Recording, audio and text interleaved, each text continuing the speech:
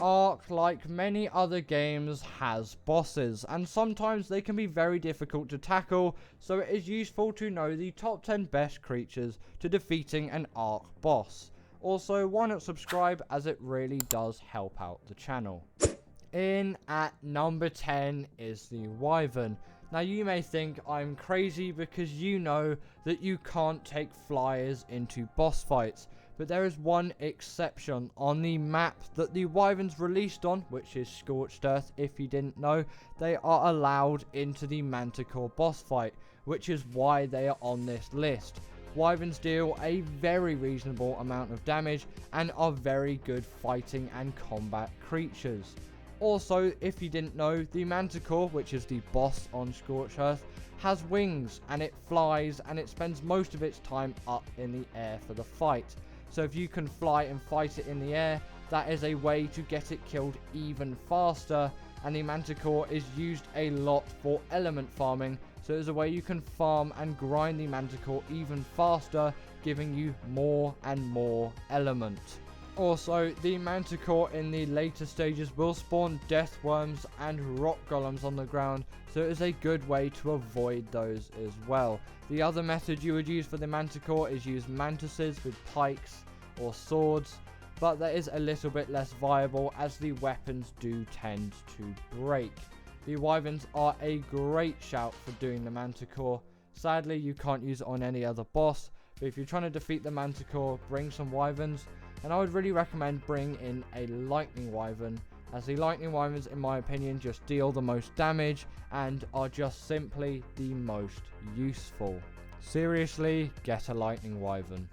In at number 9 is the Allo. Now this is a great shout if you struggle with taming Rexes, even though sometimes these things are a little bit harder to tame as they come in packs.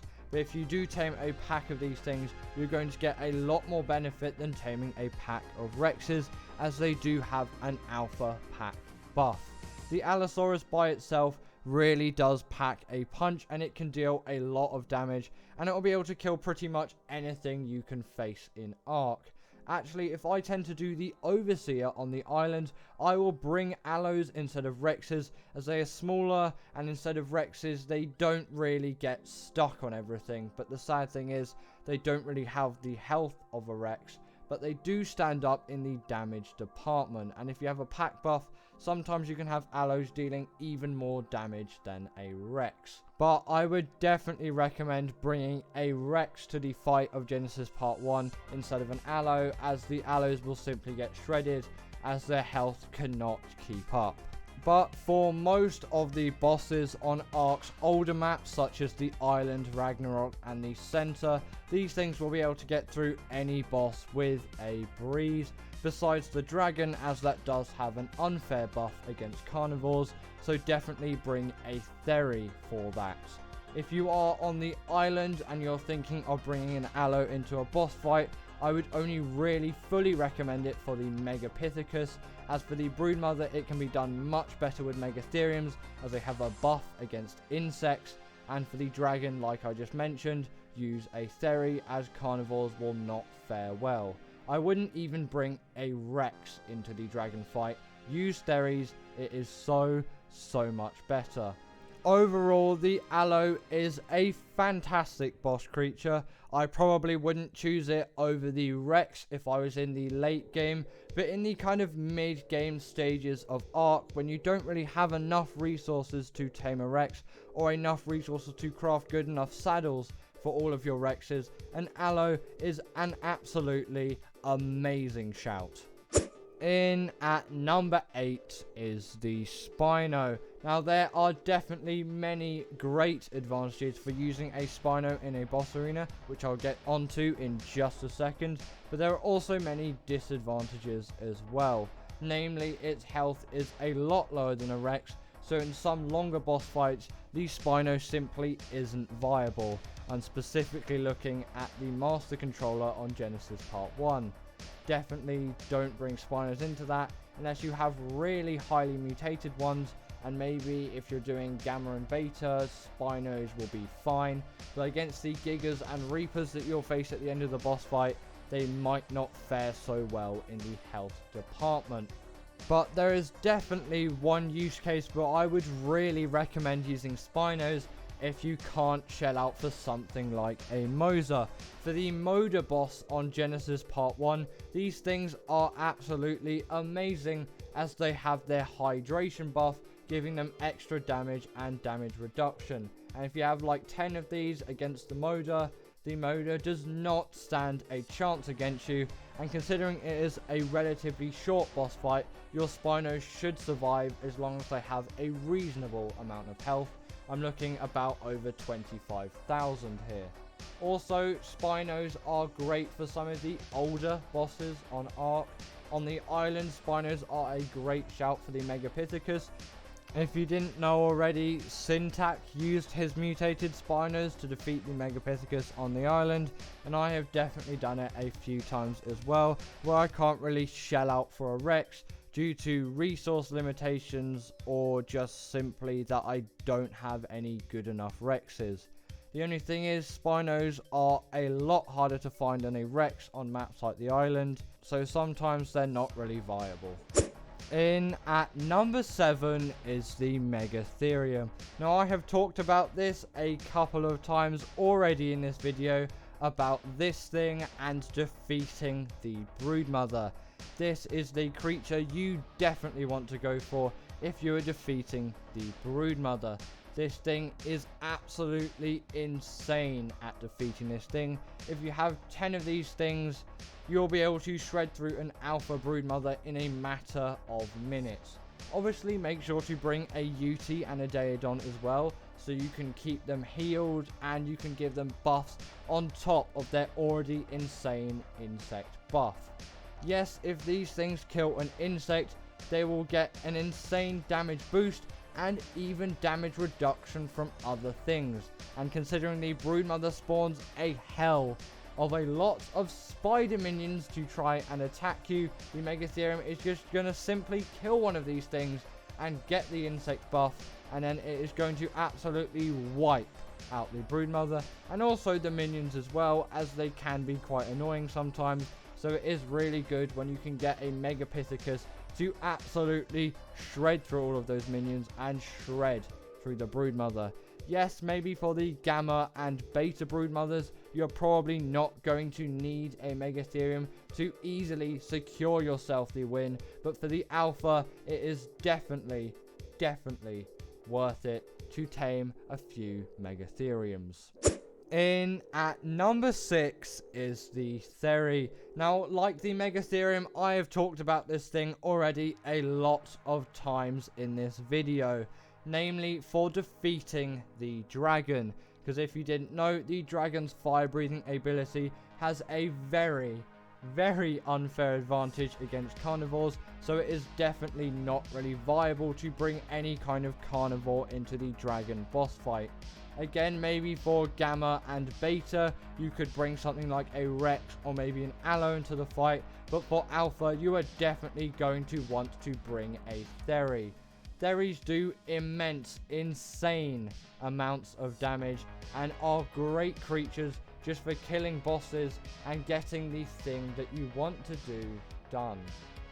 But there is one major downside which I definitely do have to point out about using herbivores for combat. If you didn't know already, when you heal a carnivore, you just feed them meat and they heal up reasonably quickly. But with a Theri, berries aren't really going to do the job here, so you are going to need sweet vegetable cake. And if you didn't know, sweet vegetable cake is very expensive, so it is not really viable to heal these things, so make sure you have some high health. In at number 5 is the Giga. Now yes, like the Wyvern, you can't really take this into most standard boss arenas, as it will not allow you to take a creature of this immense power. But I'm really going to point out Extinction here, as these are one of the best Titan killers that you can possibly get. There is essentially no other creature, apart from another creature that is also on this list, that will kill titans as efficiently and effectively as the Giga does. The Giga deals immense amounts of damage in also very high quantities. This thing can attack very quickly and also has a bleed ability on top of that, providing even more damage. And if you have a couple hundred of these things, or more realistically around 50, these things will absolutely slice through the Alpha King Titan, which is the final boss on Extinction. There is essentially no other creature that you can use for this. Rexes will simply just pale in comparison to what the Giga can do for the Titans. But also, like the theory, there is a major downside that has to be pointed out about the Giga as well. Because of its immense power, it has a rage meter, and if this thing fills up to 100%, it is going to kick you off of its back and kill you and go into an absolute rage craze. And you really do not want to lose your Gigas when you're in the middle of a final boss. In at number 4 is the Deodon. Now yes, these things aren't going to pack a punch in the fighting department, but they have a very different role in the boss arena. These things are going to heal the creatures that are attacking the boss. This has the ability, when meat is put into its inventory, to heal all creatures in the general vicinity of it. But just remember, this thing is going to plow through meat when you do this, so at least put 1,000, maybe 2,000, sometimes even up to 5 or 10,000 pieces of raw meat into this thing's inventory, because it is going to absolutely slam through all of this meat. Really, just don't use this for actually fighting the boss though. I want to make that clear, as it is simply just going to die instantly. This is supposed to be for healing creatures, not fighting the boss. I have made that mistake before when I looked at a previous boss guide. Don't do that. In at number 3 is the Carodontosaurus. Now this is the only creature that can really match the Giga in the boss fighting department, and it also has the benefit that it does not have that rage meter. This thing isn't going to kick you off once it has been dealt enough damage. These things are also quite a lot faster and more mobile than the Giga, and they have a very reasonable stamina stat, so they aren't going to run out of stamina mid-fight. And they also have an ability which the Giga doesn't have. Yes, when you start using one of these things, the Giga is going to be doing a lot more damage. But when you fill up the Carodontosaurus's blood meter, this thing is going to deal a lot more damage than the Giga, and sometimes up to 3 times the amount of damage than the Giga. Sadly, also like the Giga, these things can't be taken into your traditional Ark boss fight. On the islands, the Broodmother, the Megapithecus, and the Dragon will not allow the Carodontosaurus in, but this thing really shines on Extinction, as it is the best Titan killer in my opinion. Obviously, the Giga used to be the only creature that could do the job, but since this creature has come out, it has really taken the spot that the Giga once had. It hasn't fully taken it, people definitely still use Gigas, but for now, I would really recommend using one of these instead of a Giga. In at number 2 is the Yeti. Now this seems like it would be a creature that would deal a lot of damage in the boss fight. You'd have about like 20 of these, and then you'd send them in, and then they would kill whatever boss you are trying to defeat. That method can work, but that is not the main use of a Yeti in a traditional boss setting. Usually the Deodon will follow the Yeti, and the Deodon will obviously be healing the creatures that are actually attacking. But then if the Yeti isn't attacking the boss, then what is it actually going to do? Well, the Yeti has 2 special tricks up its sleeve. It can use a Fear Roar, which will debuff the creatures that it is attacking, or the creatures that you have tamed are attacking in the area. It also does have a Courage Roar, which is the main roar that you are going to be using in a boss fight scenario. This will buff your creatures and again debuff the enemy creatures. This means on top of loads of other buffs that you may have, such as pack buffs, and if you're using Megatheriums, that incredible insect killing buff. These things are going to supply an even bigger buff on top of that, making most bosses an absolute breeze. So for all traditional setting Ark boss fights, the UT is the way to go. Finally, in at number 1 is the Rex. Now I have talked a lot about this creature in this video, but it is time to finally tell you why this creature is so good for basically every single boss in Ark, besides some of the underwater ones and untraditional ones. Now the reason why Rexes are so good for bosses isn't because they deal the most damage or because they have the most health. It is because they are the most balanced Ark creatures that are really viable for a boss scenario. These things have great health, which the Spino and Allo are lacking, but they still have a really reasonable amount of damage without being something like the Giga, where they're not even allowed into a boss arena. And their saddles are quite easy to get a hold of as well. Around the level that you are going to be doing bosses, you'll probably be around level 70, maybe level 80, and you will have the Rex saddle readily available to you.